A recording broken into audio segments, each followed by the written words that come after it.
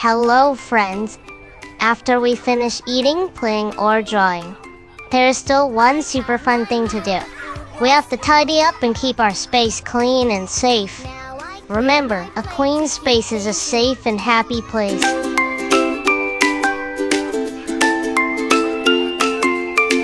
I've had my meal, the food was sweet.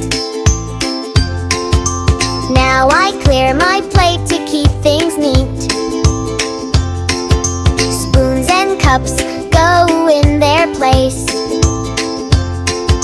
A tidy table makes a happy space. After dressing up, clothes on the bed, let's fold them right. T-shirts, socks, oh what a sight. Shoes by the door, drawers closed tight. Clean and ready feels just right. Clean up, when the fun is done. Tidy up, time for everyone.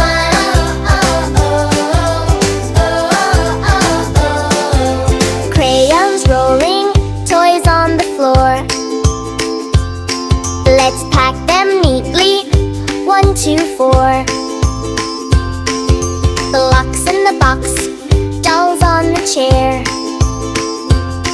We keep it clean to show we care. After homework, art time. Pencils down my